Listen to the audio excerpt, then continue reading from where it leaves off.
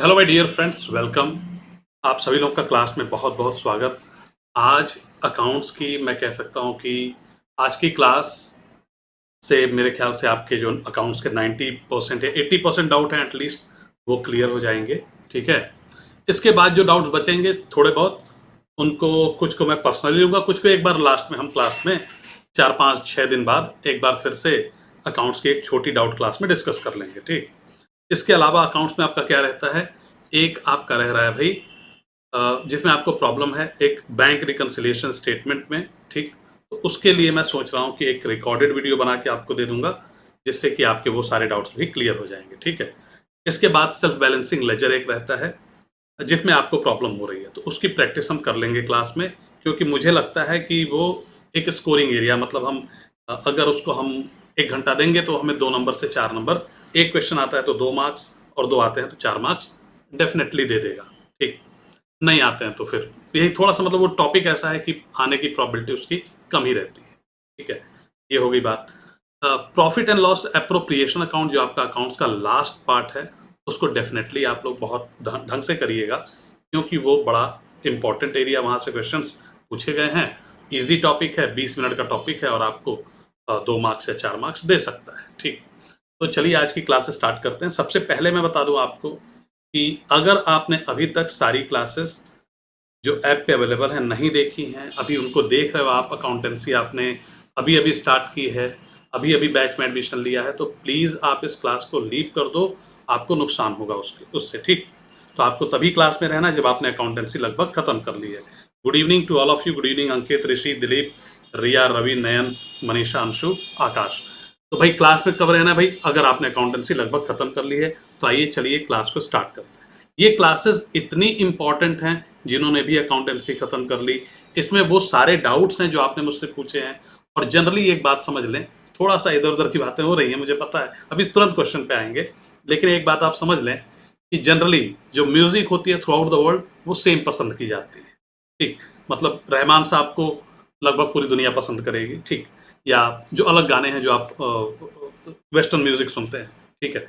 वैसे ही मैथ्स के क्वेश्चंस जो टफ हैं वो सबके लिए टफ होते हैं, उन्हीं में सब लोगों को प्रॉब्लम होती है। सेम जो अकाउंटेंसी के डाउट होंगे वो भी सबके लिए मोर और लेस कॉमन होंगे। तो ये डाउट वाले जो सेशंस हैं, ये जब आप एक बार आपने वीडियोस कर ली, आपने जो मैंने क्वेश्चन बैंक दिया वो कर लिया, उसके बाद ये बहुत ही आपके लिए मतलब वो हो सकते हैं कि एकदम स्कोर में तगड़ा वो एक अंडरस्टैंडिंग बढ़ा देंगे, फिर जैसा भी पेपर आए आप बहुत अच्छा कर पाएंगे। मुझे पूरी उम्मीद है कि इस क्लास से ढेर सारे लोग एटलीस्ट 36 क्वेश्चंस के अराउंड तो अकाउंट्स में करेंगे। ठीक। इकोनॉमिक्स में भी आप बहुत अच्छा करने वाले हैं, डोंट वरी अबाउट दैट। तो चलिए स्टार्ट करते हैं। पहला क्वेश्चन जो आपने एक पूछा है एक हमारे किसी एक बच्चे ने। ठीक। आइए देखते हैं इसको, फटाफट बता दो आप लोग कि कौन सा अकाउंटिंग कॉन्सेप्ट यहाँ पे वायलेट हुआ है। क्या जानना चाहते हैं? अकाउंटिंग कॉन्सेप्ट कौन सा वायलेट हुआ? ठीक, देख लेते हैं। आइए। 500 रुपीज, 5000 रुपीज आपको एडवांस मिला, कस्टमर से एडवांस मिला, आपने काम नहीं किया, अभी एडवांस दिया है, तो ये आपके ऊपर क्या है दोस्तों? लाइबिलिटी है, आपके ऊपर दायित्व चढ़ गया, और इसको हम अकाउंटिंग की लैंग्वेज में अनअर्न्ड इनकम भी कहते हैं। ये इनकम आपने कमाई नहीं है, इसके लिए आपने मेहनत नहीं की, ये अभी आपको एडवांस में मिला है। जब मेहनत कर दोगे तो आपकी हो जाएगी, अभी अनअर्न्ड इनकम है, लाइबिलिटी है, फिर भी इन्होंने इसको इनकम मान लिया। ठीक है। तो कौन सा कॉन्सेप्ट वायलेट होता है? Accrual concept. क्या कहता है वो कहता है कि जैसे ही काम कर दो तब इनकम आपकी है ना। अगर भले पैसे मिले चाहे ना मिले, पैसे बाद में मिलेंगे, रेवेन्यू रियलाइजेशन एक्रूवल दोनों मोर और लेस सेम है, मैंने बता रखा है आपको। ठीक। तो ये कहता है एक्रूवल कॉन्सेप्ट। बात समझ में आई? लेकिन यहाँ पे एक्रूवल कॉन्सेप्ट फॉलो नहीं हुआ, यहाँ पे कैश कॉन्सेप्ट फॉलो हो गया। जैसे ही कैश आया आपने उसको इनकम मान लिया। जनरली पूरे अकाउंटिंग में कैश कॉन्सेप्ट हम फॉलो नहीं करते हैं। भारत में जो गवर्नमेंट एंटिटीज हैं, भारत सरकार की जो संस्थाएं हैं, वो कैश कॉन्सेप्ट फॉलो करती हैं। ठीक है दोस्तों, चलते हैं आगे। अब जो हमारी जो ऑर्गेनाइजेशंस हैं, कंपनीज हैं, बिजनेसेस हैं, वो सारे एक्रूवल कॉन्सेप्ट भी फॉलो करते हैं। ठीक। Next, X purchased goods on 90 days credit from Y worth ₹20,000। 20,000 कितने का सामान था, वर्थ कितनी थी इसकी? 20,000 रुपीज की वर्थ थी। ठीक है। और इसको मिला है ट्रेड डिस्काउंट 1000 रुपीज का। ये ट्रेड डिस्काउंट क्या होता है? डिस्काउंट दो तरीके के, कैश डिस्काउंट और ट्रेड डिस्काउंट। ट्रेड डिस्काउंट जब आप दुकान पे खड़े होते हैं, बार्गेनिंग करते हैं, तो जो प्राइस कम हो जाती है वो ट्रेड डिस्काउंट होती है, उसकी कोई एंट्री कहीं नहीं होती। आपने बातचीत की, कह रहा है 20,000 का दूंगा, आपने कहा 19 में दे दो, 1000 का डिस्काउंट कर लो यार, कर लिया, तो अब 19 में ही उसकी एंट्री होगी, वो 1000 रुपए कहीं कोई एंट्री नहीं है। तो ट्रेड डिस्काउंट हो गया 1000 का, मतलब अब आपको ये सामान पड़ा 19,000 का, 19,000 का। दोस्तों आपकी बुक में जो एंट्री होगी, बुक में जो बिल रेज होगा, बिल वो आपको इनवॉइस बना के देगा, वो 19,000 का देगा, 19,000 का। एक बात ये। दूसरी बात, मैंने बताया आपको कि बिजनेस में अधिकतर ट्रांजेक्शन्स उधार पे होते हैं, क्रेडिट पे होते हैं, जब तक लिखा ना हो कि कैश में हुए। तो हम मान के चलते हैं कि सभी ट्रांजेक्शन्स उधार पे हुए, क्रेडिट पे। ठीक, आगे कहते हैं, since Y also offered a cash discount of ₹500 if payment is made within 30 days. कहता है, लिख के उस बिल पे ही दे देता है कि अगर आप 30 दिन के अंदर पेमेंट कर दोगे तो मैं आपको 500 रुपीज का और डिस्काउंट दे दूंगा। ठीक है, एक्स जो है बड़ा चालाक है, ये वो कैश डिस्काउंट भी अवेल कर लेता है। ठीक, मतलब 19,000 की एंट्री हो गई बुक में, किताबों में एंट्री 19,000 की, परचेज ने नाम थी 19,000 की, उसके बाद इसने डिस्काउंट लिया, तो इसको हम क्या बोलेंगे कि भैया डिस्काउंट जो है वो 500 का और मिला। अब हमें देखना पड़ेगा कि क्वेश्चन किसके बुक के हिसाब से चाहता है, एक्स के या वाई से, वो देख लेंगे। At the end of the year the goods purchased from Y remains unsold in the stock. ठीक है, the value of such goods would be what. आइए देखते हैं, सुनना ध्यान से दोस्तों। इसके लिए ना एक काम करो आप, वैसे मैं आपको समझा दूं तो आप समझ जाओगे, लेकिन थोड़ा सा टेढ़ा होगा। लेकिन जब आपने ट्रेडिंग अकाउंट बनाना सीख ही लिया है, ट्रेडिंग एंड पीएल, तो हम उसी की मदद से क्यों ना कर लें इसको, हम क्यों परेशान हो फालतू में। आइए देखते हैं। मैंने आपको बताया था सबसे पहले, फॉर्मेट एकदम रटा होना चाहिए। मैंने बता रखा है, accountancy is not maths, logic नहीं चलेगा। To opening stock, to purchases या नेट परचेज ले लो, यही बताया था आपको। बाई सेल्स, नेट माइनस का कर देते हैं, सेल्स रिटर्न मैं नहीं लिख रहा हूं, ध्यान रखना, नेट सेल्स आ जाता है उससे। By closing stock. ठीक है दोस्तों, इतनी बात हो जाती है। यहां पे दोस्तों कुछ हम डायरेक्ट एक्सपेंस लिख देते हैं, मैं डायरेक्ट एक्सपेंस लिख देते हैं, और उसके बाद हम प्रॉफिट, ग्रॉस प्रॉफिट कैलकुलेट कर देते हैं। ठीक है, राइट। इसके नीचे फिर हम, जस्ट अ सेकेंड, मुझे जरा साइड हो जाने दो। इसके नीचे भी हम फिर हम ढेर सारे इनडायरेक्ट एक्सपेंसेस लिखते हैं इस साइड, और दूसरी साइड हम ढेर सारे अगर कोई इनडायरेक्ट इनकम है, अदर इनकम है, तो हम लिख देते हैं। ठीक है, कोई अदर इनकम हो तो हम क्या करते हैं, लिख देते हैं इधर। ठीक है, और उसके आधार पे फिर हम निकालते हैं दोस्तों नेट प्रॉफिट। ठीक, इनडायरेक्ट इनकम एक्सपेंस जो है, एक एक्सपेंस आपका डिस्काउंट अलाउड भी है। कौन सा एक्सपेंस? डिस्काउंट अलाउड, ध्यान देना। ठीक है, मतलब जो सामान आप खरीदते हो उसमें कहीं भी, या जो प्रॉफिट, ये लॉस जो भी आप कर रहे हो, वो ग्रॉस प्रॉफिट निकालते हो, कहीं भी डिस्काउंट अलाउड नहीं आता है। और ये जो एरिया है, यही आपके सामान और सामान के डायरेक्ट जो खरीदा आपने और उसके डायरेक्ट एक्सपेंस का पार्ट है, इसमें डिस्काउंट अलाउड कहीं नहीं है। इसलिए जो आपका स्टॉक है उसकी जो वैल्यू होगी वो इसी के आधार पे होती है। ठीक है, वो इनडायरेक्ट एक्सपेंस से उसका कोई मतलब नहीं है। इवन अगर आपको फॉर्मूला याद हो कॉस्ट ऑफ गुड्स सोल्ड का, तो मैंने लिखवाया था opening stock plus purchases plus direct expense less closing stock. इसमें भी देख लो आप डायरेक्ट एक्सपेंस तो आता है, लेकिन क्या चीज नहीं आती? वो चीज नहीं आती जो इनडायरेक्ट एक्सपेंसेस है। तो वो कॉस्ट निकालने में आती ही नहीं है। मतलब चाहे हम ओपनिंग स्टॉक निकाल रहे हो, चाहे क्लोजिंग स्टॉक की वैल्यू निकालें, चाहे कॉस्ट ऑफ गुड्स सोल्ड की वैल्यू, कॉस्ट ये निकालें, इसमें कहीं भी इनडायरेक्ट एक्सपेंस कोई नहीं आएगा, डिस्काउंट अलाउड भी नहीं आएगा। मतलब ये जो 19,000 आपको दिख रहा है, यही आपकी स्टॉक है, क्लोजिंग स्टॉक है। Discount allowed is a separate thing, वो आपका, ठीक है, इधर जाएगा। तो आपको बात समझ में आ गई, 19,000 पे ही इसको लेना है। ठीक है, अच्छा एक चीज इसमें थोड़ी सी राइट, बात समझ में आ गई। एक चीज इसमें थोड़ी सी गलती हुई है, वो क्या है? डिस्काउंट अलाउड नहीं, डिस्काउंट रिसीव्ड, ये आपकी अदर इनकम है ना, इसको डिस्काउंट मिला है, अदर इनकम है। ठीक, तो इसलिए ये मेरे ख्याल से थोड़ा सा टेक्निकल हो गया, बट समझ में आ गया होगा। बिल्कुल लक्ष्मी दीदी, इसी तरह आप अपना वो बनाए रखिए, ठीक है, अपना हौसला बनाए रखिए और आप डेफिनेटली नहीं सेलेक्ट होंगे। लेकिन अभी भी टाइम है लक्ष्मी, अगर आपने ढंग से पढ़ दिया तो आप, मुझे लगता है कि सेलेक्ट हो जाएंगे आप, अभी भी मुझे पूरा भरोसा है। ठीक है, आपके बैच के साथ जितनी मेहनत कर रहा हूँ, इससे पहले मैंने किसी बैच पे नहीं किया और बहुत सारे बच्चे सेलेक्ट हुए। ठीक, बात समझ में आ रही भाई? तो ये आपकी वो है। ठीक, अगर आपने हौसला छोड़ दिया है, obviously you are out of the race. Last तक हौसला रखोगे, 2-2.5 घंटे के साथ, 3 घंटे के साथ, मैथ्स इंग्लिश पे कुछ भी फर्क नहीं पड़ेगा, इसमें सेलेक्ट हो जाओगे। ठीक, आइए देखते हैं इसको। कहते हैं कैश सेल्स है ₹50,000, कैश कलेक्टेड फ्रॉम डेटर्स, ये है बैड डेट है कुछ, debtors at the beginning they दिया, हमसे टोटल सेल्स पूछ रहा है। अच्छा, ऐसे क्वेश्चंस में मैंने आपको कल कराया भी था। सबसे पहले आप लिख दो, देखो फॉर्मेट लिख लो आप, ओपनिंग डेटर्स, शुरू में जी पिछले साल से कितने लोगों ने पैसे नहीं दिए अभी तक, वो ओपनिंग डेटर हो जाते हैं। इसमें ऐड कर दो आप क्रेडिट सेल्स। ठीक है, फॉर्मेट लिख लीजिए मेरे साथ आप लोग, इसमें लिख दो क्रेडिट सेल्स, तो आपका बन जाएगा टोटल डेटर, है ना, टोटल डेटर आ गया, ओपनिंग डेटर शुरू में और जितना उधार इस साल बेचा वो टोटल डेटर हो गया।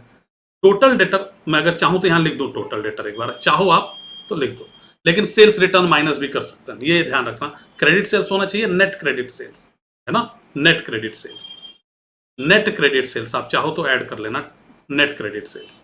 ठीक है, मतलब सेल्स रिटर्न माइनस। अब इसमें से दोस्तों कुछ चीजें माइनस कर देंगे आप, जैसे जैसे जिन लोगों ने पैसा दे दिया इसी साल में, हम क्या निकालने वाले हैं, हम निकालने वाले हैं दोस्तों क्लोजिंग डेटर्स, क्लोजिंग डेटर्स। ठीक है, ठीक, राइट। तो ओपनिंग डेटर्स आपके पास है, क्रेडिट सेल्स है आपका, कितना उधार में आपने बेचा, टोटल डेटर्स आ गए।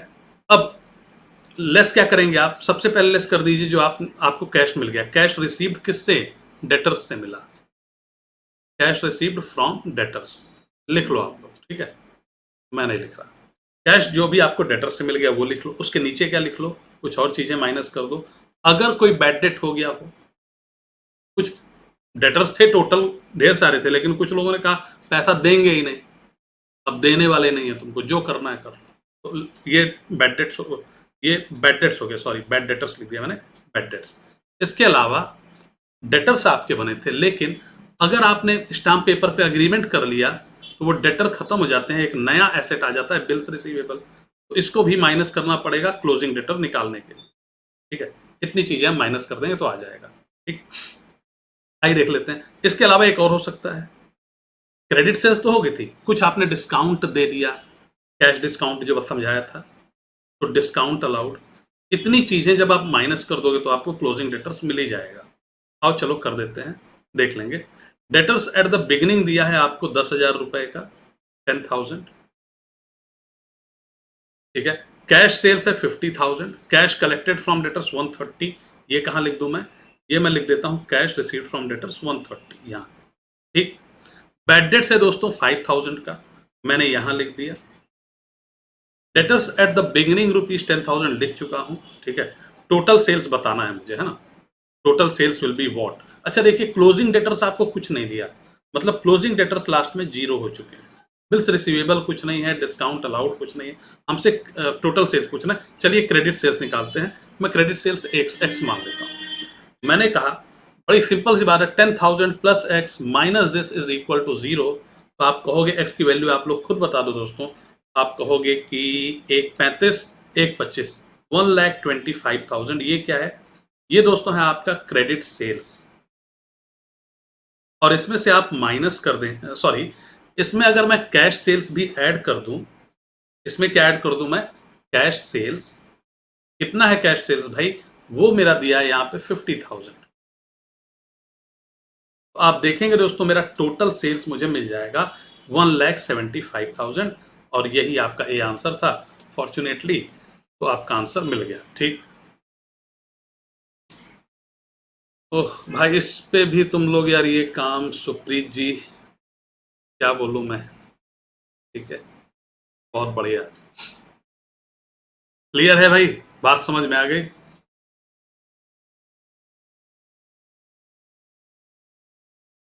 रवि रवि बात करते हैं बाद में, ठीक है ना। अभी एक बार करा लें 2 क्वेश्चन आप, ठीक है। आइए चलिए नेक्स्ट क्वेश्चन पे चलते हैं दोस्तों, ठीक है। Let's see the next one. कहते हैं सेल्स ऑफ ₹1540, 1540 रुपए का हमने सर सामान बेचा था मिस्टर एक्स को, was posted to his account as ₹1450। अच्छा, ये पोस्टिंग कहाँ होती है? जब पेपर सिंपल होगा तो क्या पूछेगा, पोस्टिंग कहाँ करते हैं? आप क्या बोलोगे, सर लेजर में कर देते हैं। और जब पेपर टफ होगा तो ऐसा क्वेश्चन देगा। तो आप दोनों के लिए रेडी रहो, ठीक है। और कुछ क्वेश्चंस तो टफ रहेंगे ही, तो उनको भी कर लो अच्छे से। पूछ रहे हैं to rectify the error ₹90 will be dash to X account. समझते हैं पोस्टिंग में गलती हुई है। अच्छा, मुझे बता दो कि एंट्री क्या होगी इसकी सही। सर एंट्री, उधार पे सामान बेचा है तो debit the receiver mister X को हम डेबिट कर देंगे, मिस्टर एक्स अकाउंट डेबिट। और सर मैं सेल्स को क्रेडिट कर दूंगा। मैंने ये रहा, सेल्स को मैंने क्रेडिट कर दिया। मैंने कहा बहुत अच्छा, 1540 रुपए से, बहुत अच्छा किया आपने। अब गलती कहाँ की है सर, मिस्टर एक्स अकाउंट में गलती हुई है। चलो एक्स अकाउंट बनाते हैं और पोस्टिंग शुरू करते हैं दोस्तों। ये देखिए आप, इधर मैंने डेबिट ले लिया, इधर मैंने क्रेडिट ले लिया, और मैंने कहा एक्स अकाउंट डेबिट करना है 1540 से। ये हमें करना चाहिए था, लेकिन गलती से डिजिट इधर उधर हो गई। मैंने 1450 1450 से डेबिट कर दिया। तो मेरी गलती क्या हुई, मैंने 90 रुपीज कम डेबिट किया है। अब मैं क्या करूंगा, मैं और 90 रुपीज एक्स में डेबिट करना पड़ेगा मुझे, है ना, सही करने के लिए। तो मैं डेबिट कर दूंगा एक्स को और 90 रुपीज से। I hope it is clear. Okay, बात समझ में आई।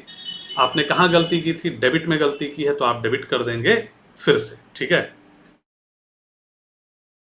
देखिए भाई, सेलेक्ट होना है तो क्लास में आना पड़ेगा। ये क्लासेस आपके लिए बहुत इंपॉर्टेंट हो सकता है आपके 50% चीजें आपके सर से ऊपर से निकल रही हो, लेकिन विश्वास मानिए क्लास में बने रहेंगे तो सेलेक्ट हो जाएंगे, ठीक है। क्लास में बने रहेंगे, जितना पढ़ा रहा हूं उसको पढ़ते रहेंगे, जो क्वेश्चन बैंक दिया उसको करेंगे, चाहे समझ आए चाहे ना आए, सिलेक्शन आपका होगा और डेफिनेटली आपको बढ़िया समझ आ रहा होगा, ठीक है। आइए चलते हैं, क्वेश्चन देखते हैं।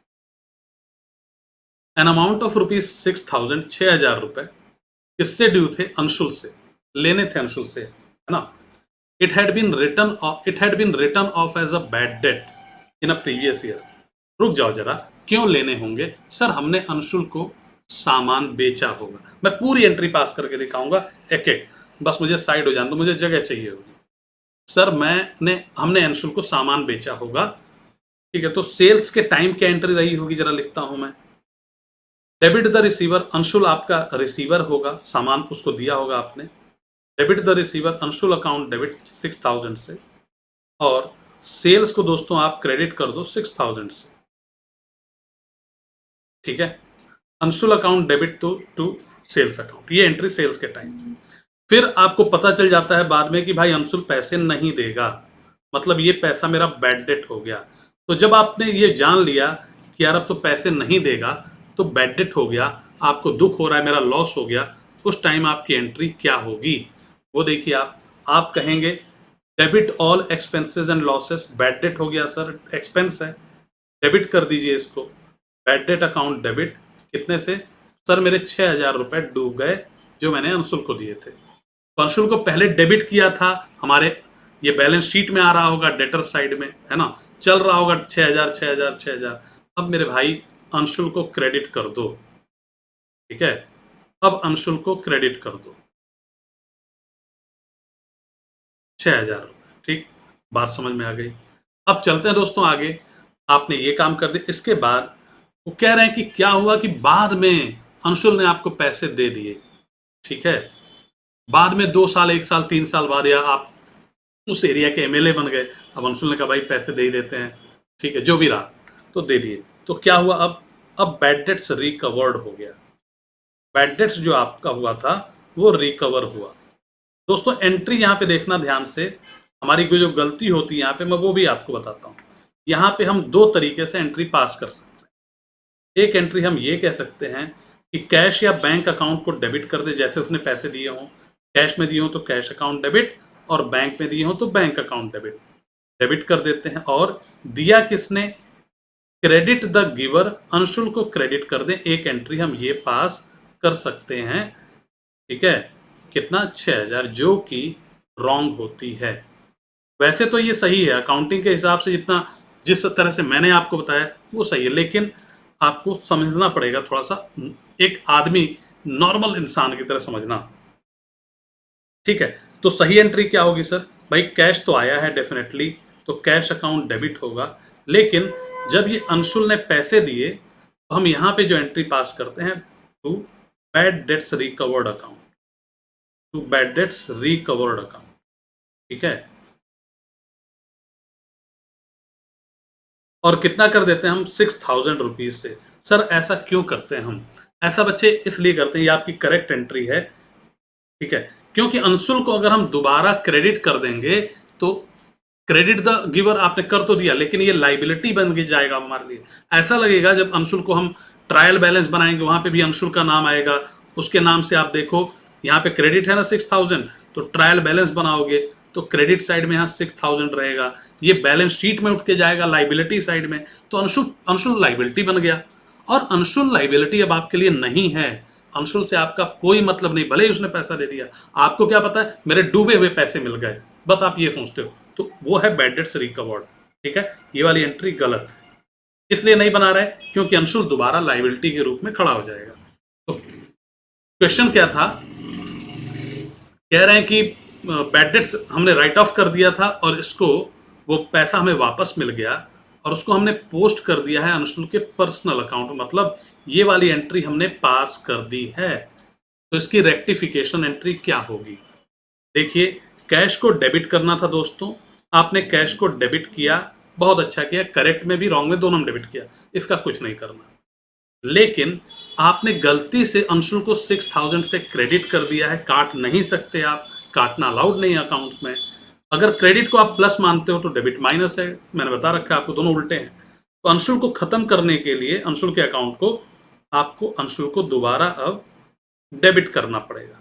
अंशुल अकाउंट को डेबिट कर दो क्योंकि गलती से आपने क्रेडिट किया है, और बैड डेट्स को एक्चुअल में क्रेडिट करना था, तो बैड डेट्स को अब आप क्रेडिट कर दो। बात समझ में आई आपको दोस्तों? ठीक है, बात समझ में आई। ठीक, चलते हैं आगे अगले क्वेश्चन की तरफ। राइट, ठीक है, let's move to the next question.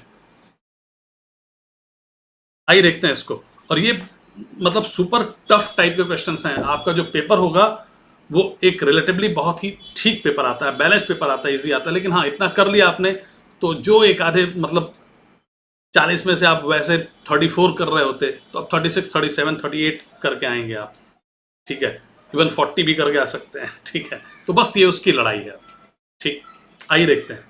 एक नया मशीन आपने खरीदा है 1,00,000 रुपीज में, लेकिन क्या खरीदा था आपने? मशीन। अच्छा, इस क्वेश्चन की लैंग्वेज में थोड़ी सी गलती भी है। ठीक है, but the amount was wrongly posted to furniture account as ₹10,000। Right, इसको काट दीजिए, ये गलत है थोड़ा सा। ठीक, the difference in trial balance due to such error will be what? अच्छा देखिए, मशीन का नेचर क्या है? सर मशीन खरीदी है मैंने, मैंने डेबिट किया होगा, मशीन को करना था, सॉरी, मशीन को क्या करना था? डेबिट करना था सर 1,00,000 से। लेकिन मैंने फर्नीचर को, सर फर्नीचर को मैंने कर दिया, अकाउंट को उसमें पोस्ट कर दिया, तो उसको भी आप डेबिट ही करोगे, उसका नेचर भी डेबिट का है ना? लेकिन आपने 10,000 से किया। अब बैलेंस, ट्रायल बैलेंस में क्या होगा दोस्तों? एक्चुअल में मशीन का नाम आना था, नहीं आएगा। 1,00,000 से आना था, वो चीज नहीं आएगी, लेकिन फर्नीचर आएगा। और वो कितने से आएगा? आप जानते हो, डेबिट साइड में आप लिखते हो 10,000 से आएगा।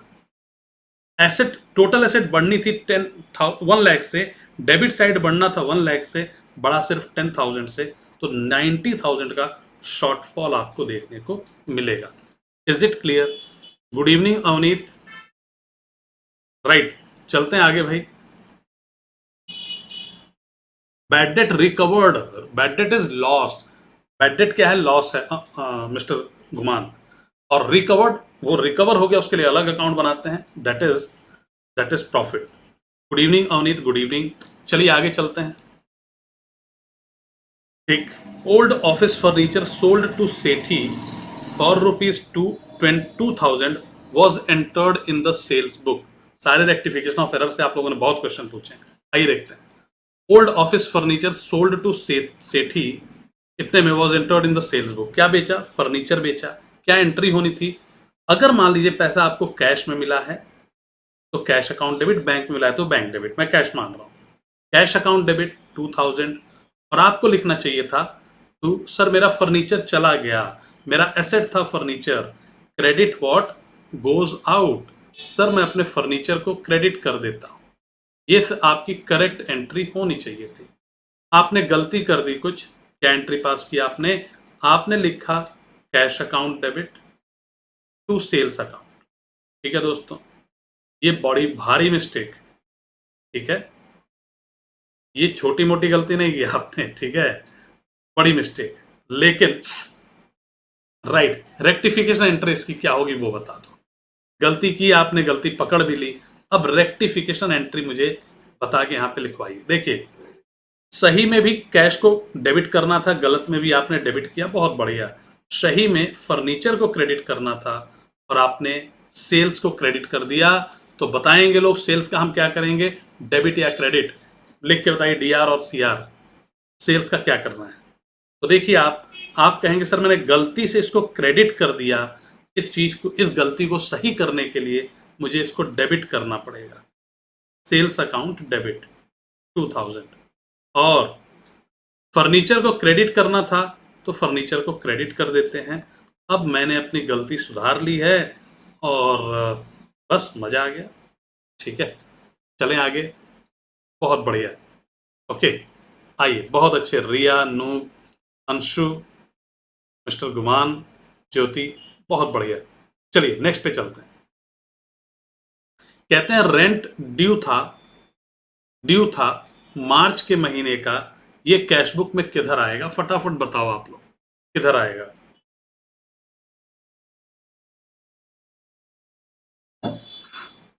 कैशबुक में क्या क्या चीजें आती हैं जरा वो देखना।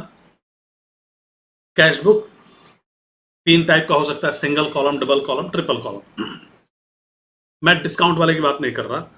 कैशबुक में या तो कैश रिसीट आएगा, या तो कैश की जब भी मतलब कैश आया, एक्चुअल में आया, मेरे हाथ में आया कैश तो मैं लिख दूंगा, या तो जब मैं कैश की पेमेंट करूंगा, एक्चुअल में पेमेंट, तो मैं लिख दूंगा। अगर मैंने डबल कॉलम बना रखा है कैश और बैंक दोनों, तो बैंक में भी जब भी पैसे आएंगे, बैंक में भी जब भी पैसे आएंगे दोस्तों, मैं इसको लिख लूंगा, एंट्री अंदर हुई, और बैंक से जब मैं पेमेंट करूंगा तो भी मैं लिख दूंगा। बात समझ में आई आपको? या क्या रेंट ड्यू है, दिया नहीं है, ड्यू है। जब दिया ही नहीं तो ना कैश गया मेरा, ना बैंक से पैसे गए, तो ये कैशबुक में कहीं नहीं आएगा। D is the correct answer. क्या बात है, ये बढ़िया, आप लोगों ने बहुत अच्छी अंडरस्टैंडिंग डेवलप की है। चलिए आगे चलते हैं। इफ वी टेक, अब देखिए तीनों बच्चे non accounts background, but still everyone is replying ना, those who are working hard on that. ठीक है, तो आप स्कोर कर सकते हैं, बहुत अच्छा। ठीक है, if we take balance as per passbook, कौन सा बैलेंस? पासबुक। इस बार फेवरेबल बैलेंस है, ओवरड्राफ्ट नहीं है। पासबुक में अगर 10 रुपया है तो है वो, समझ रहे हो आप, है। मैंने कहा चलो आपकी पासबुक में 1000 रुपीज है, ठीक है तो है। अब मुझे कैशबुक का बैलेंस निकालना है, आओ निकाल लेते हैं। ठीक है, कहते हैं इंटरेस्ट गिवन बाई बैंक, पूछना कि इनमें से कौन सा डिडक्ट होगा पासबुक के balance. Interest given by bank, अच्छा बैंक ने जब इंटरेस्ट दिया होगा दोस्तों, तो ये आपके पासबुक में कहीं ना कहीं दिख रहा होगा आपको कि मुझे 10 रुपीज या 20 रुपीज का इंटरेस्ट मिला, मतलब ये पैसा इन हुआ होगा आपके पासबुक में। ठीक है, लेकिन कैशबुक अकाउंटेंट को तो पता नहीं था, उसने इन नहीं किया। आपको क्या करना पड़ेगा, पासबुक के बैलेंस पे खड़े हो, कैशबुक का निकालना है, अकाउंटेंट ने इन नहीं किया, आपने कर रखा है इसमें, तो इसमें से आउट कर दो, मतलब लेस कर दो इस 10 रुपीज, तो आप लेस कर दोगे interest given by bank, deduct कर दोगे। तो सही आंसर तो यही है, समझ में आ रही बात? लेकिन फिर भी मैं सारे ऑप्शन एक्सप्लेन कर देता हूं। इंटरेस्ट चार्ज बाई बैंक आप क्या करेंगे, अगर बैंक ने आपसे कोई इंटरेस्ट लिया है, कोई ब्याज लिया है, तो इसमें दिख रहा होगा आपको कि जी मेरे बैंक ने 20 रुपए काट लिए, मतलब डिडक्ट किए हैं। बैंक ने क्या किया, माइनस किया है ना। लेकिन कैश अकाउंटेंट को तो पता नहीं है, कैश बुक में माइनस करेगा नहीं, तो यहाँ पे माइनस होने के बाद आपका 1000 रुपीज बैलेंस है, पास कैश बुक में माइनस नहीं हुआ, आपको कैश बुक का बैलेंस निकालना है, तो ये जो पासबुक में माइनस है इसको वापस से प्लस कर दो ताकि आप कैश बुक के बैलेंस पे पहुंच पाओ। ठीक, दूसरा ये भी देख लिया हमने। तीसरा देखते हैं, cheque deposited but not cleared. Cheque जैसे ही डिपॉजिट होता है तो हमारे कैश बुक का अकाउंटेंट क्या करता है, तुरंत यहाँ ऐड कर लेता है। ठीक है, ऐड कर चुका है ये। आप पासबुक पे खड़े हो, पासबुक में कहीं नहीं दिखेगा वो, क्योंकि क्लियर नहीं हुआ चेक, तो वो चीज नहीं दिख रही, लेकिन कैश बुक में ऐड है तो आपको भी ऐड करनी पड़ेगी कैश बुक तक पहुंचने के लिए। Payment made by bank understanding instruction, payment कुछ की है बैंक ने, ठीक है, आपने इंस्ट्रक्शन दे रखी थी कि आप LIC की प्रीमियम पे कर देना, आप अपना EMI पे कर देना, कुछ भी, तो बैंक ने पेमेंट की, बैंक ने क्या किया, माइनस किया, लेकिन अकाउंटेंट को सपना नहीं आ रहा जब तक पासबुक प्रिंट होके नहीं आएगा या बैंक स्टेटमेंट नहीं आएगी। ठीक है, तो बैंक ने माइनस किया है, इसने माइनस नहीं किया, तो इस तक पहुंचने के लिए आपको ऐड करना पड़ेगा। चलते हैं दोस्तों आगे, मुझे लग रहा है, अच्छा, नू सुपर 100 बहुत अच्छा क्वेश्चन है, बहुत बढ़िया। आपको देखिए balance as per cash book दे रखा है ना, sorry balance as per passbook, और हमें किसका निकालना है, to get balance as per cash book. आपको देगा क्वेश्चन में, यहाँ पे क्या कह रहा है, balance as per passbook if we take, हमने कौन सा लिया है, बैलेंस एज पर पासबुक, और हम कौन सा निकाल रहे हैं, balance as per cash book. बात समझ में आई? आइए एक बार पीछे चलता हूं मैं, यहाँ पे overdraft as per cash book starting point था आपका, दे रखा था, ठीक है, तो आपको बताएंगे क्वेश्चन में। ठीक, क्लियर है, एक बार बता देना। चलिए आगे चलते हैं। ट्रायल बैलेंस है मिसर्स राम एंड कंपनी का, ये दिखा रहा है क्लोजिंग स्टॉक 30,000, ये कहां लिखा जाएगा। देखिए दोस्तों, इस क्वेश्चन को याद कर लेना आप लोग, थ्योरेटिकल क्वेश्चन है, और जब ये मतलब एक्सट्रीमली, मतलब जब आपको परेशान करना होगा तभी ऐसे क्वेश्चन आएंगे, अदरवाइज पेपर एवरेज मॉडरेट रहता है जैसा रहा है, तो ऐसे क्वेश्चन आपको कम मिलेंगे, नहीं मिलेंगे। एक दो तो 2 3 4 तो मिलेंगे ना यार, दिखाना होता है ना एग्जामिनर को कि मैं भी कुछ हूं, ठीक है, उसमें परेशान नहीं होना, बाकी तो आप करके आओगे। देखिए ट्रायल बैलेंस कुछ ऐसा बनता है जैसा आपको पता है, इधर डेबिट लिखते हो आप, इधर क्रेडिट, ढेर सारी चीजें इधर आ जाती है ना। यहाँ पे यही कह रहे हैं कहीं क्लोजिंग स्टॉक दे रखा है, क्या लिख रखा है, क्लोजिंग स्टॉक 30,000, ठीक है, डेबिट आएगा ऑब्वियसली। पूछ रहे हैं इसको कहां लिखें, जनरली याद कर लो, मतलब मैक्सिमम केसेस में कभी भी क्लोजिंग स्टॉक ट्रायल बैलेंस का हिस्सा नहीं होता है, वो यहां लिखते हैं नोट, क्लोजिंग स्टॉक इज 30,000, मतलब वो ट्रायल बैलेंस के बाहर रहता है। Closing stock is 30,000 rupees, is of 30,000 rupees, ठीक है, ये बाहर रहता है, लेकिन इस बार इन्होंने दे रखा है आपको ट्रायल बैलेंस में, और ट्रायल बैलेंस में अगर दे दें तो सिर्फ बैलेंस शीट में डालना, सिर्फ बैलेंस शीट में डालते हैं। अगर नीचे लिखा होगा तो 2 जगह एंट्री होगी, एक ट्रेडिंग अकाउंट के लाइबिलिटी साइड के, क्रेडिट साइड में ग्रॉस प्रॉफिट निकालने के लिए हम करते हैं, और दूसरा बैलेंस शीट की एसेट साइड में। लेकिन अगर ट्रेडिंग अकाउंट का हिस्सा है तो सिर्फ बैलेंस शीट में, ठीक है। चलते हैं आगे, आइए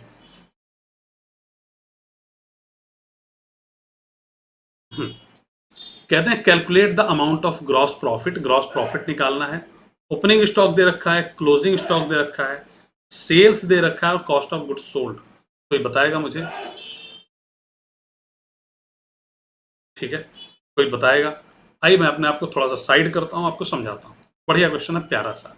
मैंने आपको बता रखा है कि gross profit is equal to sales minus cost of goods sold, लिखवाया भी है, एक बार दोबारा लिखो। और कॉस्ट ऑफ गुड्स सोल्ड निकालना कभी कभी आसान नहीं होता, उसके लिए हम फॉर्मूला यूज करते हैं, फॉर्मूले से आसानी हो जाता है।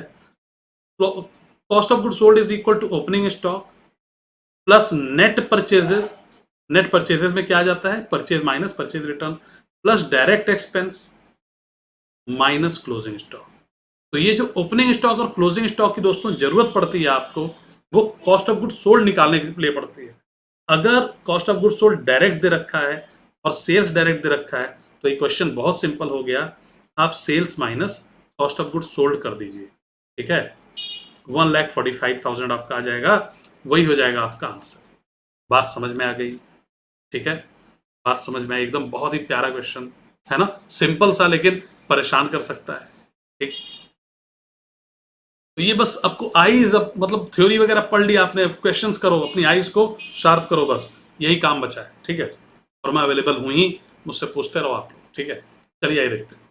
Cost of goods sold is equal to, मतलब फॉर्मूला पूछ रहे हैं उसका, है ना, opening stock this this this, अरे आपको बता दिया अभी, cost of goods sold is equal to opening stock plus net purchases plus direct expense, या डायरेक्ट कॉस्ट भी इसको कहते हैं, एक्सपेंस मतलब क्या, कॉस्ट, है ना, लेस क्लोजिंग स्टॉक, यही होगा ना, देखो, ठीक। देखो ना, सीधा सीधा फॉर्मूले पे क्वेश्चन पूछ लेते हैं और आपको तुरंत मार्क्स दे देंगे, 2 मार्क्स, ठीक है, तो याद रखो ना, क्या दिक्कत, ठीक। आइए चलिए आगे चलते हैं। Which of the following statement is false, answer already लिखा हुआ है, फिर भी पूछा है तो मैं समझा देता हूं। Extraction of natural resources, it reduces the availability, is called depletion, बिल्कुल। जब भी नेचुरल डेप्रिसिएशन आपने पढ़ा है, वो टेंजिबल एसेट्स के लिए जनरली वो वर्ड हम यूज करते हैं, डेप्रिसिएशन। नेचुरल रिसोर्सेस जो आप यूज करते हैं उसके वो जब डेप्रिसिएट होता है तो हम डिप्लीशन यूज करते हैं। और डेप्रिसिएशन हमें कोई फंड नहीं देता, फंड तो नहीं देता, आप जानते हो, सिर्फ हम उसकी वैल्यू कम करते जा रहे हैं, ठीक। अच्छा, डेप्रिसिएशन देखिए, मार्केट वैल्यू वगैरह से कोई मतलब नहीं है, वो तो जब हम बेचेंगे तब देखेंगे, मार्केट वैल्यू से मतलब ही नहीं होता। क्यों? क्योंकि फिक्स्ड असेट की बात हो रही है, फिक्स्ड असेट बेचने के लिए नहीं खरीदी जाती, इसलिए उसको हमेशा हम कॉस्ट पे देखते हैं और कॉस्ट पे डेप्रिसिएशन लगाते चले जाते हैं, मार्केट वैल्यू देखते ही नहीं, क्योंकि हमारा पर्पस उसको बेचने का था ही नहीं। तो ये भी आपका ठीक है ना, सही है। अच्छा, आगे कहते हैं depreciation need not be charged if adequate maintenance expenditure is also incurred. Maintenance expenditure और इन चीजों से हमारा कोई मतलब नहीं, डेप्रिसिएशन लगाना ही पड़ेगा। सर ऐसे क्यों कह रहे हो आप, कोई ऐसी चीज बता दो याद रहे, तो सुन लो। इनकम टैक्स में आप जितने भी आपके पास एसेट होंगे, सब पे आप रिटर्न डाउन वैल्यू मेथड से डेप्रिसिएशन लगाते हो।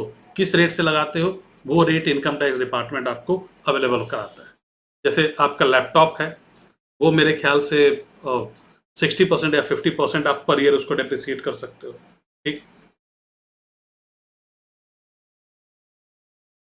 नहीं, ये स्पेशली मैं डबल ए के लिए पढ़ा रहा हूं महेंद्र, ठीक है।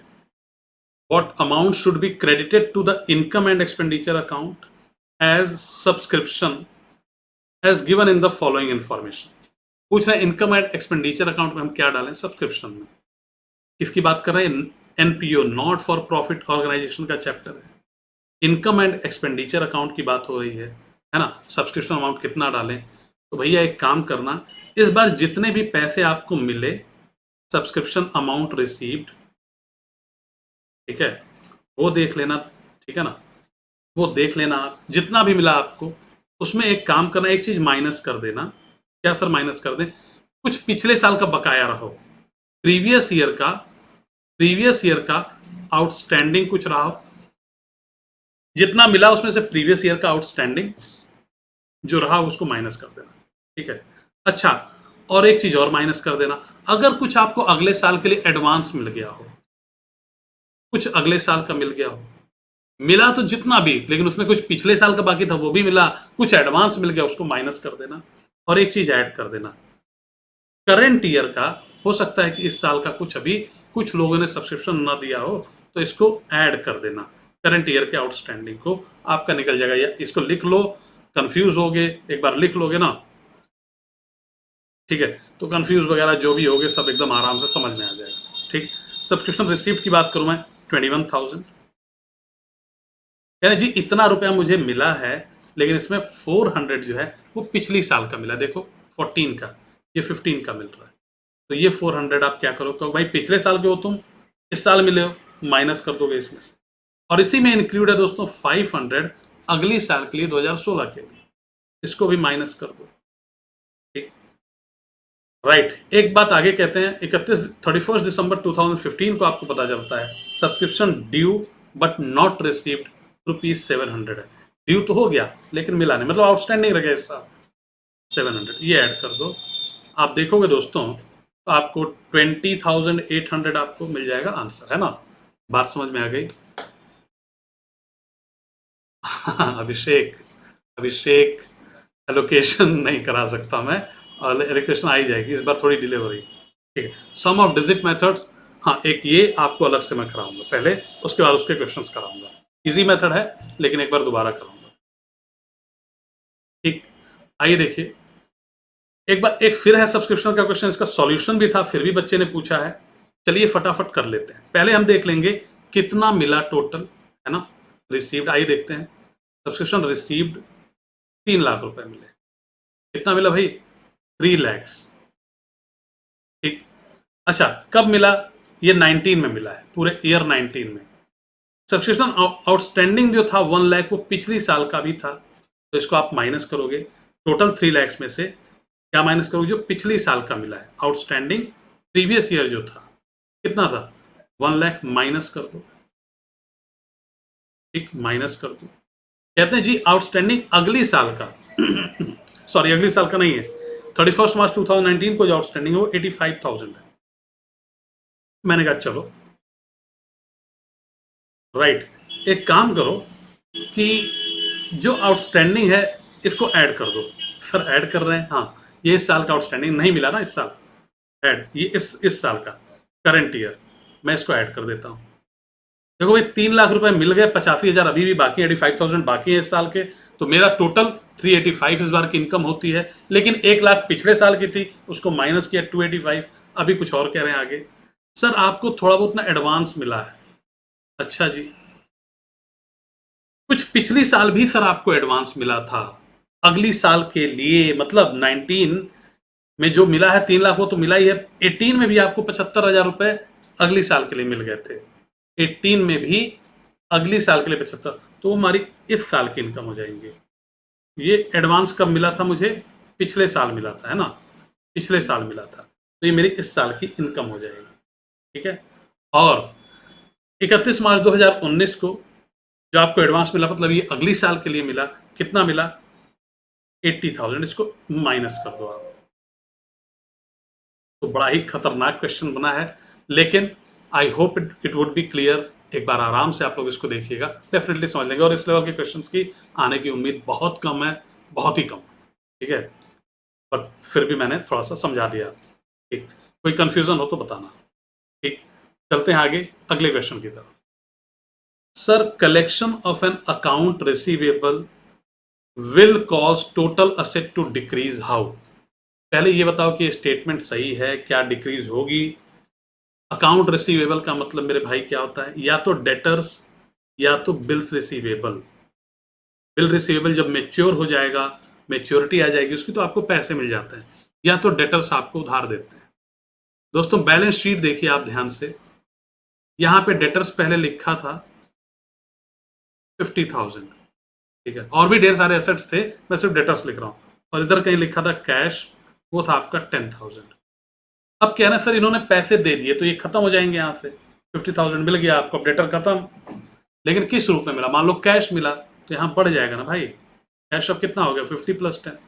तो ये स्टेटमेंट गलत है, टोटल एसेट डिक्रीज नहीं होगी, पहले जितनी ही रहेगी।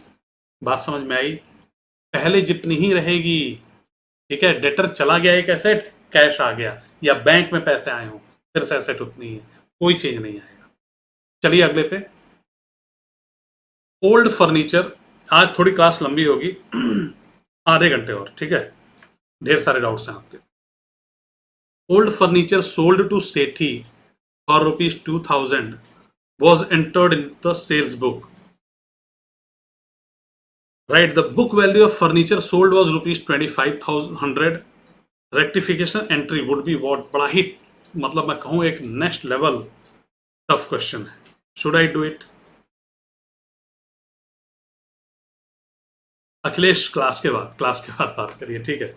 Salvage value Shreya, salvage value Shreya होती है, जिसको हम कहते हैं स्क्रैप वैल्यू, वही होती है साल्वेज वैल्यू। ठीक है, आइए देखते हैं इसको मैं कराऊं, इसको मैं रोक रहा हूं।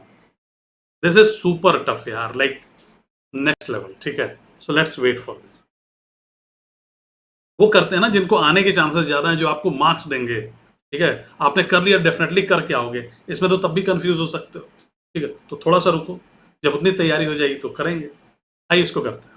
एक मशीनरी है, उसको एक्वायर किया आपने 1 अप्रैल 2010 को 14,400 में, और उसको इंस्टॉलेशन का खर्चा आया 1600। आप जानते हो दोस्तों, ये भी आपके मशीन की कॉस्ट में जोड़ दी जाएगी, है ना, ठीक है। तो मैंने पूछा टोटल कितने की हो गई मशीन, सर 16,000 की। ये इसकी बुक वैल्यू कह लो, कॉस्ट कह लो, बुक वैल्यू। किताबों में इसकी जो वैल्यू आप दर्ज करोगे, अकाउंट्स में लिखोगे, वो 16,000 रुपीज आप लिखते हो। It is expected that it's total useful life be 8,000 hours. बड़ा ही सिंपल क्वेश्चन है, ध्यान से देखना। यूजफुल लाइफ कितनी एक्सपेक्टेड, 8,000 आवर्स। तो अगर मैं आपसे कहूं डेप्रिसिएशन पर आवर निकाल दो, तो क्या आप नहीं निकाल सकते? आप बताओ। आप कहोगे सर जो सामान है वो 16,000 रुपीज का है, इसकी जो लाइफ है एक्सपेक्टेड 8,000 आवर्स की है, तो 2 रुपीज पर आवर इसका आ गया डेप्रिसिएशन।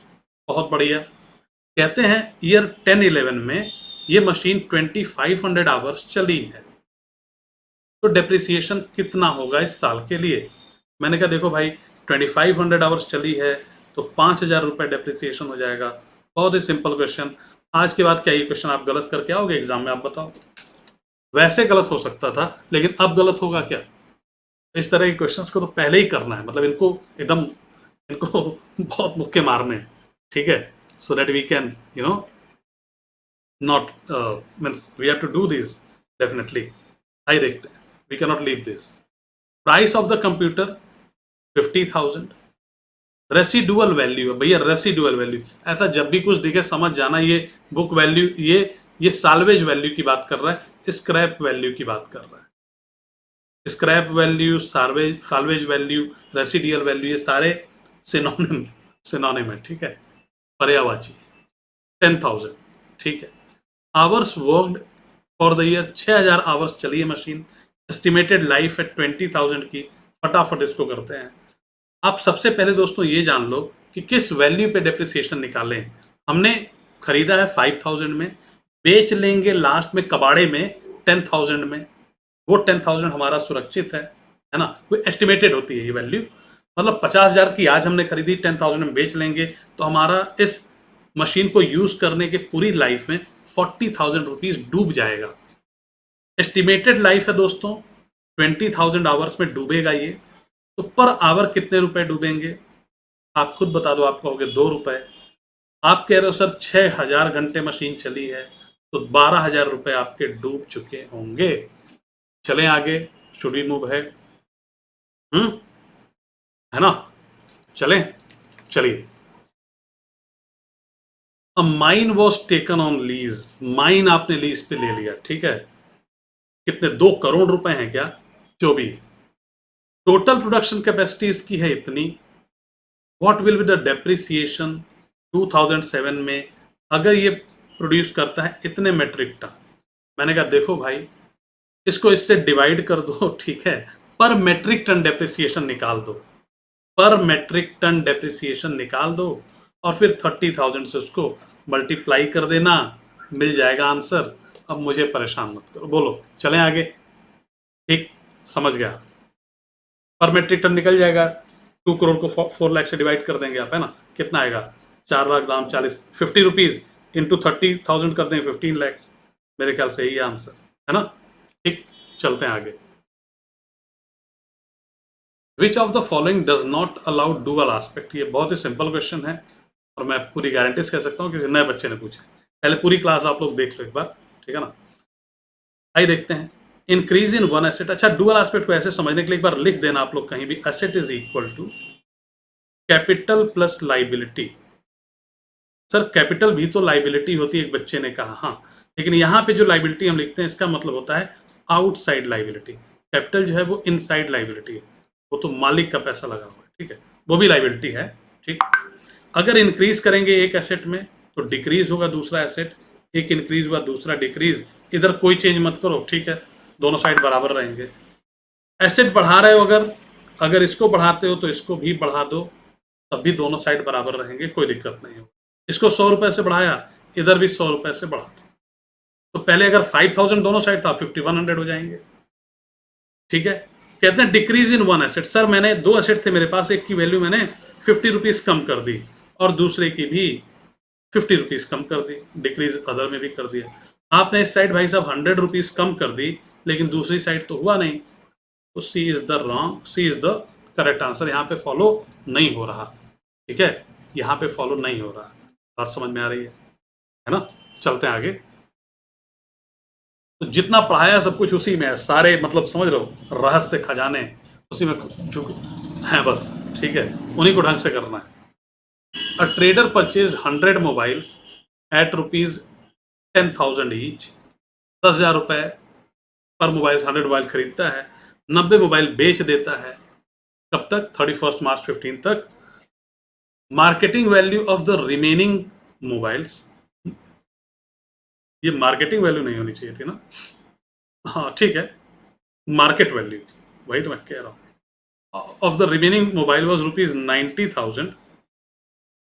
इसने क्या किया है? क्लोजिंग इन्वेंट्री को कॉस्ट पे निकाला। क्या इसने कोई कॉन्सेप्ट वायलेट किए हैं? देखिए, इन्वेंट्री मतलब होता है स्टॉक या गुड्स, और यहां पे लगता है दोस्तों स्टॉक या गुड्स के लिए दो नाम है इसके ना, कंजर्वेटिज्म कॉन्सेप्ट या प्रूडेंस प्रिंसिपल भी आप कहते हो।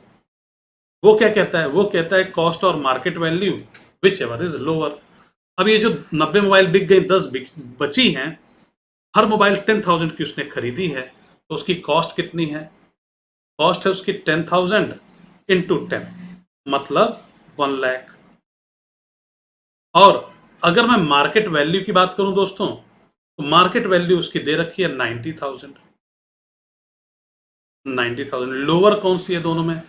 मार्केट वैल्यू नहीं लिया इसने, कॉस्ट पे लिया, कंजर्वेटिज्म कॉन्सेप्ट वायलेट हो गया। चलें भाई आगे, फटाफट चलते हैं। डेटर्स हैं जी 50,000 रुपीज के। डेटर मैंने बताया था, जैसे बड़ी कंपनी है, रिलायंस है या एयरटेल है, पहले पोस्ट पेड कनेक्शन दिया करती थी, अभी भी देती हैं। ठीक, या इंटरनेट सर्विस प्रोवाइडर्स हैं। ठीक है, आपको नहीं, वो तो एडवांस ले लेते हैं। ठीक, तो पोस्ट पेड कनेक्शंस वगैरह आपको मिलते हैं, है ना? तो उस केस में क्या होता है कि सारे लोग पैसे नहीं देते इनको, कुछ इनका पैसा हर साल डूब ही जाता है। मतलब एक आधा % लोग ऐसे होंगे जो नहीं देंगे, किसी इंडस्ट्री में 2%, किसी में 4, किसी में 5, तो डूबता है पैसा। इनको भी पता होता है, लंबे टाइम से बिजनेस कर रहे हैं 10-20 साल से, कि मेरा 5% पैसा तो हर साल डूब ही जाता है। तो इस साल जैसे ही इनके डेटर्स हुए 50,000, इन्होंने कहा देख भाई, ये 50,000 रुपए जो तुझे दिख रहे हैं जो आने हैं, इतने नहीं आएंगे, 5% तो डूब ही जाते हैं। अच्छा, तुझे पता है डूब जाएंगे? हाँ भाई, हर साल ऐसा ही होता है। कस्टमर का बिहेवियर यही है, कुछ लोग तो नहीं ही देते हैं, मतलब डूब जाएंगे 5%, तुझे पहले से पता है, तुझे ये लॉस पहले से पता है।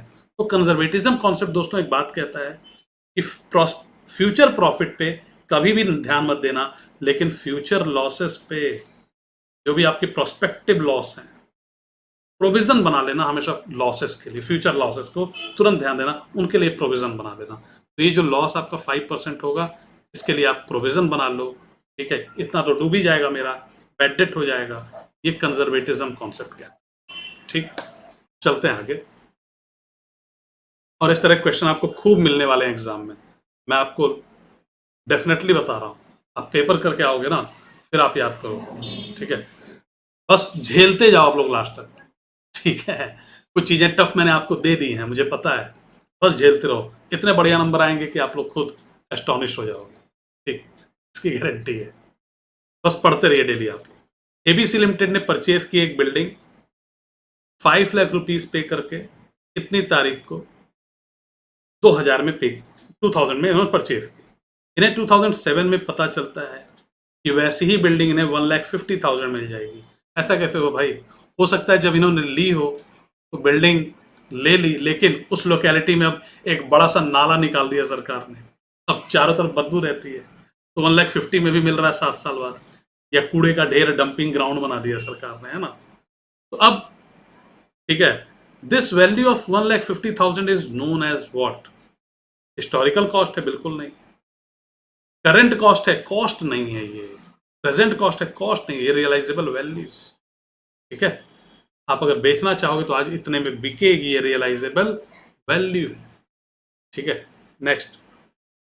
हाँ भाई, ओमिशन ऑफ पैसे and showing the round figure, जैसे लिखा होता है 593 रुपीज 20 पैसे। ठीक है, तो क्या है कि इसको आप एलिमिनेट कर देते हो, सिर्फ 593 लिख। अकाउंट्स में भी हम ये काम करते हैं। ठीक है, तो आप क्यों करते हो ये काम? कौन सा प्रिंसिपल आपको इसकी इजाजत देता है? क्वेश्चन देखो आप, कौन सा प्रिंसिपल आपको इजाजत देता है? मैंने कहा सर मेटलिटी कॉन्सेप्ट मुझे इजाजत देता है। वो कहता है कि जितने भी इंपॉर्टेंट इवेंट्स हैं, सिग्निफिकेंट घटनाएं हैं, ट्रांजेक्शन्स हैं, उन सबको रिकॉर्ड कर लो और इनसिग्निफिकेंट चीजों को या तो आप छोड़ दो या तो क्लब करके लिख दो। इसने मुझे इजाजत दी। ठीक है जी, चलें आगे, आइए। ठीक, देखते हैं इसको। एक्स ने स्टार्ट किया एक बिजनेस 1 जनवरी 16 में, कैपिटल लगाई 5 लाख, 31 दिसंबर 16 आया। राइट, बहुत ही प्यारा क्वेश्चन है। एक काम करता हूं, प्यारा नहीं है, टफ क्वेश्चन है, मतलब मैं कह सकता हूं कि it is again a next level question. अगर मैं देखूं टेक्निकली तो मुझे छोड़ के आगे बढ़ जाना चाहिए। तो आप लोग बोलो क्या करना है, जगह चाहिए मुझे इसके लिए। चलो करा देता हूँ, एक आधे तो टफ कर ही लो, है ना, भले एग्जाम में ना आए। ठीक है, आओ समझते हैं। पर ये कॉन्सेप्ट, दो दो कॉन्सेप्ट ये क्लियर करेगा, तो अगर इसका आधा पार्ट भी आएगा एग्जाम में, वो भी टफ होगा एग्जाम के हिसाब से, बट वो आप कर पाओगे आराम से। ठीक है, यहां पे मैं बैलेंस शीट की बात कर लेता हूं, क्योंकि कैपिटल वगैरह और सारे एसेट्स की बात कर रहे हैं। देख लो आप, असेट, लाइबिलिटीज, कैपिटल, कैपिटल। ठीक है दोस्तों, मैं यहां ओपनिंग कैपिटल सबसे पहले आ जाता है। कितना है कैपिटल? एक्स ने स्टार्ट किया 2016 में बिजनेस, राइट, और लास्ट की बात कर रहे हैं अभी, है ना। तो ओपनिंग कैपिटल था 5 लाख। ठीक है दोस्तों, 31 दिसंबर 16 को आपको पता चलता है, देखते हैं आपकी उसका जो बुक है वो टोटल असेट्स और टोटल लाइबिलिटीज इतनी इतनी दिखा रहा है। ठीक है, टोटल असेट्स दोस्तों यहां लिख देंगे आप, टोटल असेट जितने भी असेट इधर आए होंगे सबका टोटल 8,50,000 है। अगर बैलेंस शीट के एक साइड का टोटल 8,50,000 है, तो दूसरी साइड का टोटल भी 8,50,000 ही होगा। पहली बात समझ लो, दोनों साइड का टोटल बराबर होता है। ठीक, कह रहे हैं टोटल असेट ये थी और लाइबिलिटीज जो थी वो 75,000 थी। यहां पे इनको टोटल नहीं लगाना था। ठीक है, आउटसाइड लिख सकते थे सिर्फ लाइबिलिटी। लाइबिलिटी कितनी है? 75,000। तो यहां पे दोस्तों आ गया इनकी लाइबिलिटी, कैपिटल के अलावा जो लाइबिलिटी है वो 75,000 की है। ठीक है, तो सर दो ही चीजें होती हैं, asset is equal to capital plus liability, आपने बता रखा है। ठीक है, खैर वो देख लेंगे, चिंता मत करो आप। कह रहे हैं कि इसने विड्रॉ किया है ₹1,20,000। तो आपको बतानी है दो चीजें, क्लोजिंग कैपिटल और प्रॉफिट। मैं बताता हूं। ओपनिंग कैपिटल इतना है, इसमें से दोस्तों आप ऐड कर देते हैं क्या? Net profit. इस बार का जो प्रॉफिट होगा आप इसमें ऐड कर देंगे। ठीक है, एक्स मान लेता हूं, और इसमें से लेस क्या कर देते हैं आप दोस्तों? अगर कोई ड्रॉइंग्स है तो ड्रॉइंग्स को हम माइनस करेंगे, तभी हमारा क्लोजिंग कैपिटल निकलेगा। मैंने कहा ड्रॉइंग्स है साहब 1,20,000 की, इसको हम माइनस कर दें। ठीक है, तो अब आप एक काम कर सकते हो दोस्तों, आप इस पूरे साइड को जोड़ोगे तो 850 के बराबर आएगा। एक तो आप ऐसे निकाल सकते हो, और दूसरा तरीका थोड़ा सा स्मार्ट हो सकता है, इसको इसमें माइनस करके, बट मैं चाहूंगा आप आराम से ही करो, कोई दिक्कत नहीं। तो आप लिख दोगे 5 लाख प्लस एक्स माइनस 120। ये है आपका टोटल कैपिटल, है ना, ये टोटल कैपिटल है जो भी आ रहा है। कितना है देख लो आप, 5 lakh -1, 5 lakh -1 is 4 lakh, 3,80,000 plus x. ठीक है, और ये प्लस लाइबिलिटीज कर दो आप 75,000, दैट शुड बी 850। 3,80 प्लस 75 कितना होगा? 4,55 plus X is equal to 850, है ना। 450 प्लस ये होता है एक्स, तो आप 4 लाख पाते, अभी आपको मिल जाएगा 3,95,000। ये हो जाएगी एक्स की वैल्यू। एक्स है नेट प्रॉफिट आपका, यही आपका आंसर। ठीक है, फिर भी अभी तो अंडरस्टैंडिंग की बात है, क्लोजिंग कैपिटल कैसे निकलेगा? यहाँ देखिए 380 प्लस एक्स आपने कर रखा है, 380 में एक्स ऐड कर दो, आपका क्लोजिंग कैपिटल आपका निकल जाएगा। एक तरीका वो है, दूसरा आप यहीं से 850 में से इसको माइनस कर देते तो ये वाली फिगर मिल जाती है। ठीक है,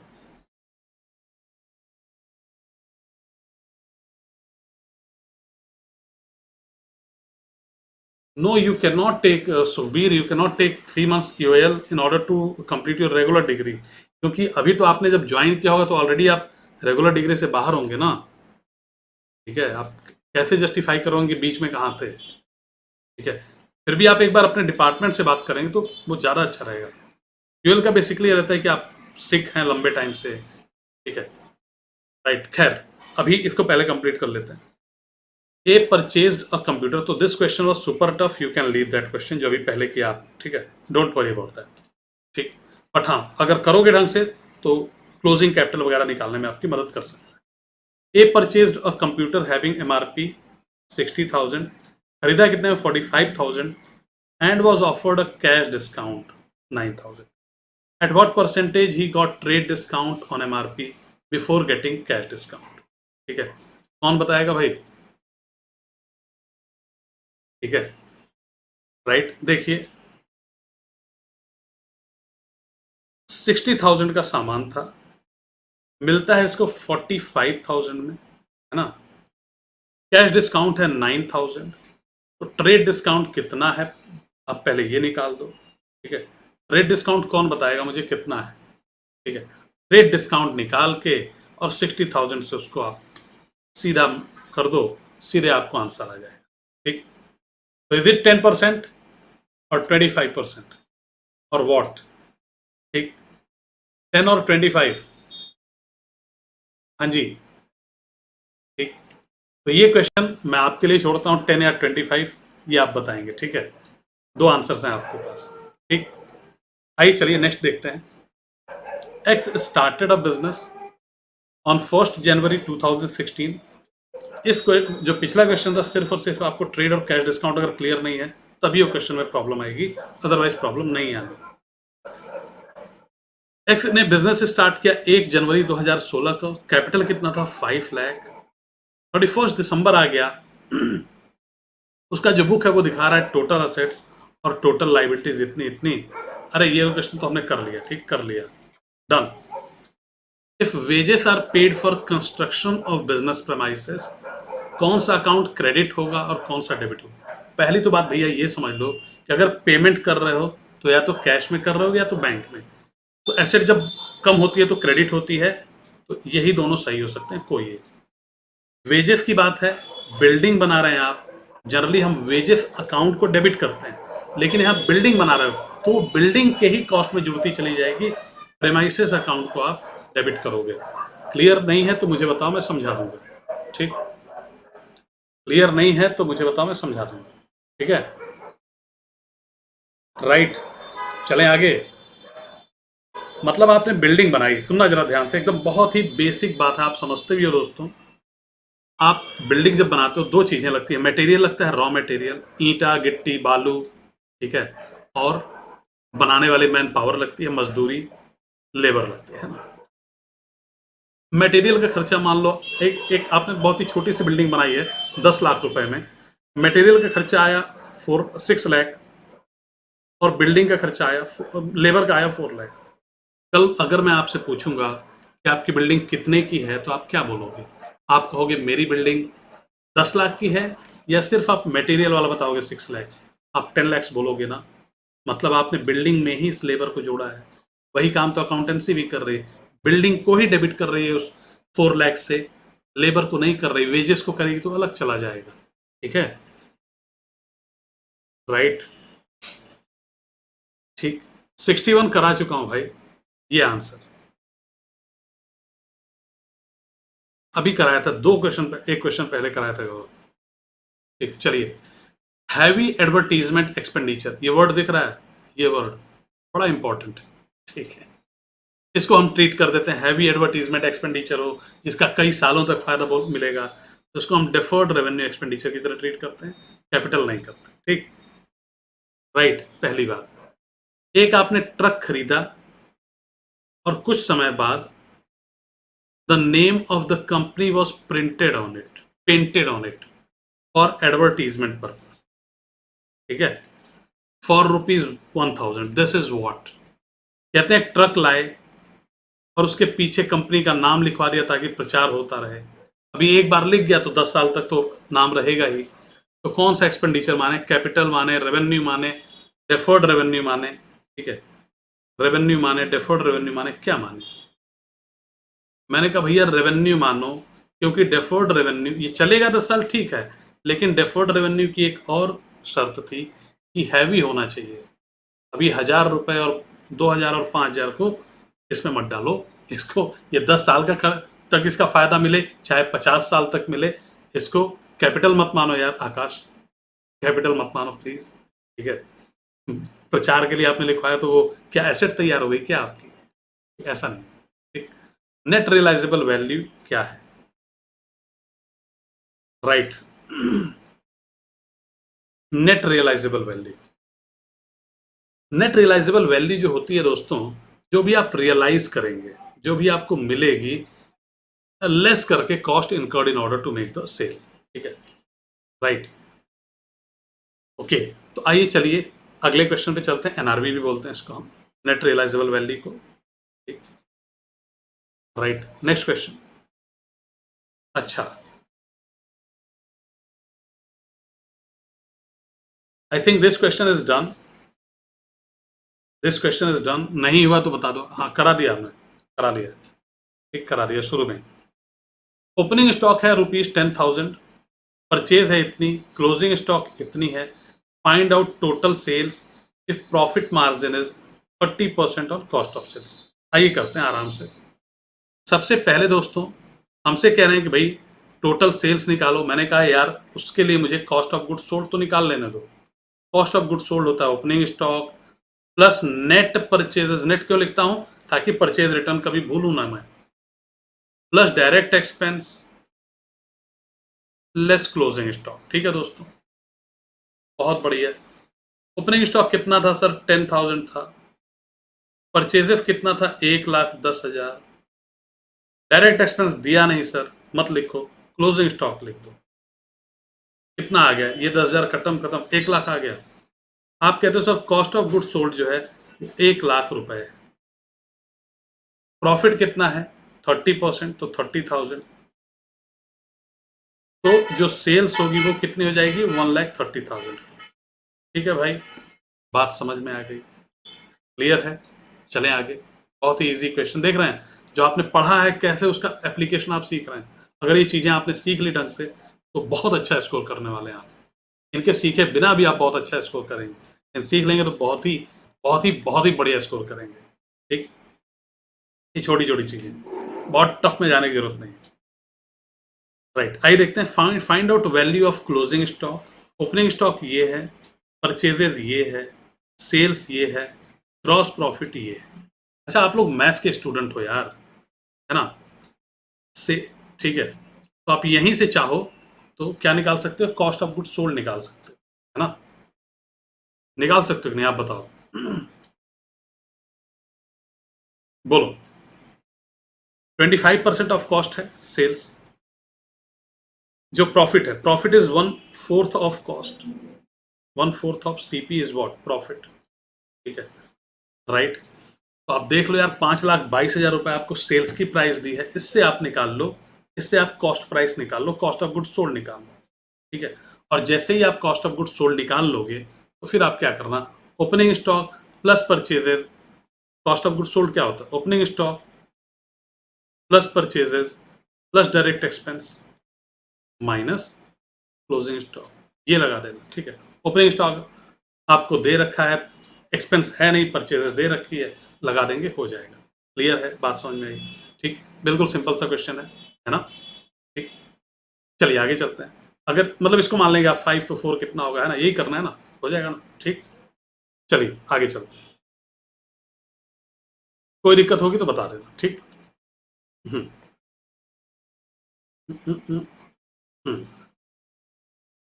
जस्ट अ सेकंड, डेप्रिसिएशन क्या करता है भाई, बताएंगे आप? डेप्रिसिएशन क्या करता है? Depreciation is the process of asset valuation, verification of assets, allocation of cost of asset to the decreasing the value of asset। क्या है ये? हम्म, हाँ जी,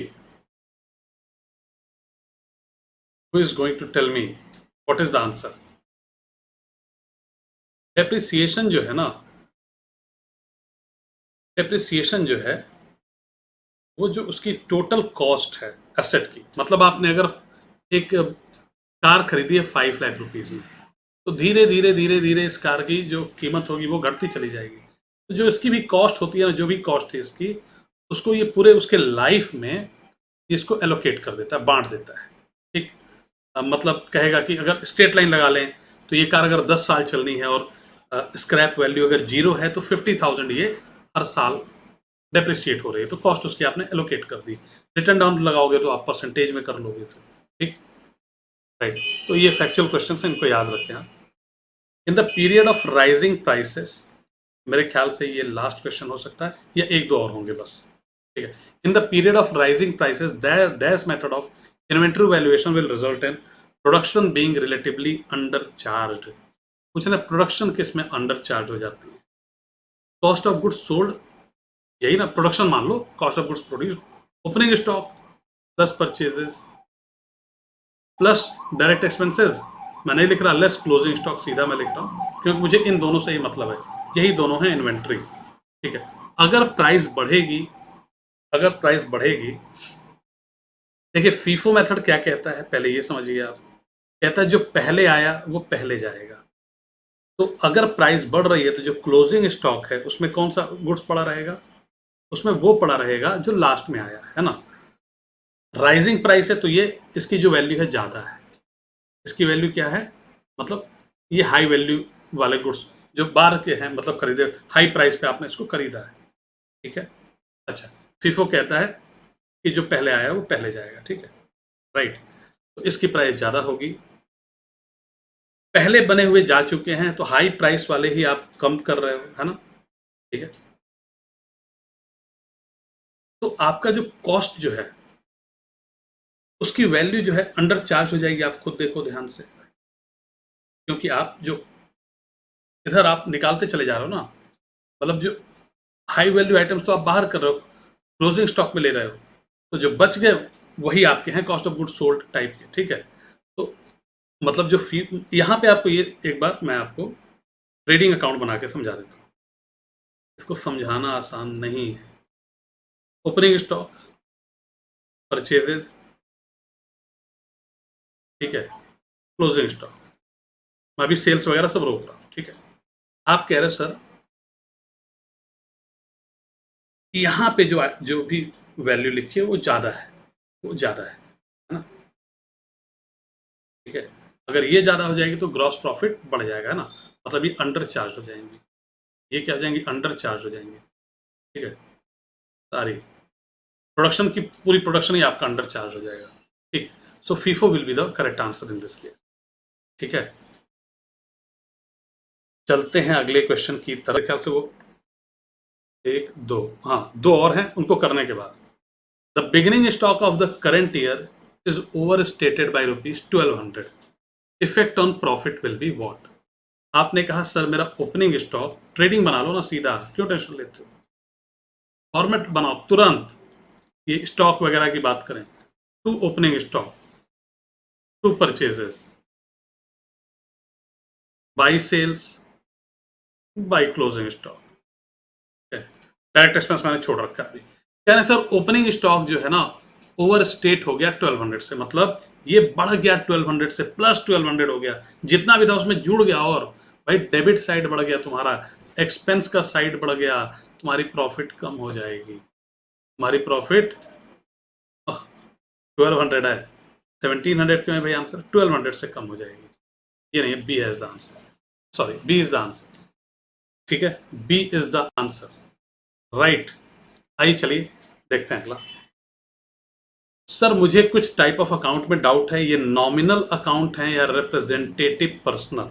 वो कौन कौन से पूछ रहे हैं? ये prepaid insurance account, prepaid interest receivable account,